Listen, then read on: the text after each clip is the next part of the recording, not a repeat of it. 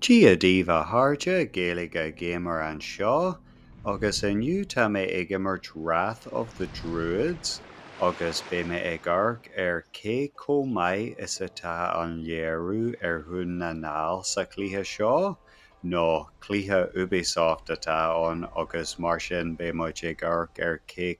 olc is atá an léirú seo comai. Agus maidir le cé olcas atá sé uaireanta, bé muid ag cur tús leis an scéal I gcreenan de aile in ina seoin an seo. Agus anois an céad rud atá le feiceáil go soilthear an seo ná gur thuir siad an gcreenan I nean in áit bar cric. Agus mar atá le feiceáil sa Greengraph an seo tá an gcreenan dáile bar cric in ina seoin, agus deanann sé seo le ciall mar nuair a bhíonn tú I nean, bíonn daoine ábalta ionsaí a dheanú ort ón talú in airde, agus mar sin sílim dá méad leor an darb ainm Hill Forts for Dummies, béad sé ceabaide le hain, leathanna a hain, cur an dún cric cric sin an feadh go dtugtar dún cric Agus an céad áit eile tá muid I mhainneasúr gún na nál, agus fíor áit atá ann, agus thuir sé an mhainneasúr san áit ceart ar an mapa sin pointse amháin, a cúpla fadhb leis tá sé rámhór agus tharró sé an I ré na lochlainní, tógu an mhainneasúr I rí an cúigiú híos déag, agus mar sin tharró sé an nuair a bhí éabhór agus muidéin ag immert anois an.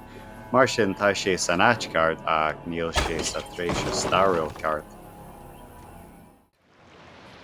Agus anois ag dul go dtí an pointse is faide ó thuaidh den chondaí I gcionn mhailena an seo, agus rinne siad jab maiid leis an áit seo, mar tá Uileán bog mar an pointse is faide ó thuaidh an go ddíreach mar atá sé, agus tá sé curbáistí go trom go ddíreach mar atá sé inún na nál comai. Agus ón pointse is faide ó thuaidh sa chondaí go dtí an pointse is airde sa chondaí ar an ngearragáil.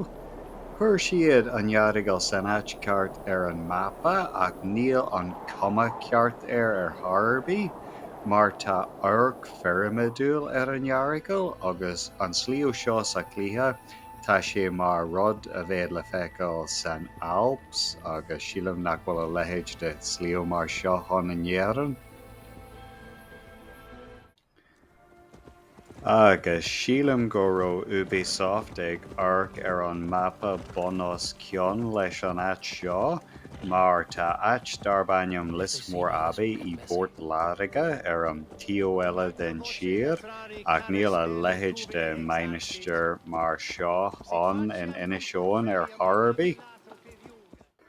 Agus an radharc an seo ar ben Balban ón Sliabh League, tá sé I bhfad níos cóngraí duit na a bheith sé an seo, agus cúpla rud eile go gasta an áit seo díosart, níl sé sin an, agus dún fort, tá sé sin granmhar mar cílíonn dún fort sa Gaeilge. Agus sin é an turas deanta agén thart fadún na nál mar atá sé I Wrath of the Druids, cé dé a ceapan sibh, sílim hain nach raibh sé olc go hiomlán, bhí sé measartha maith den chuid is mó, ach an raibh sé comhseafaideach mar a bhéfa ag siúil leis I cluiche Ubisoft, bhí ar fad.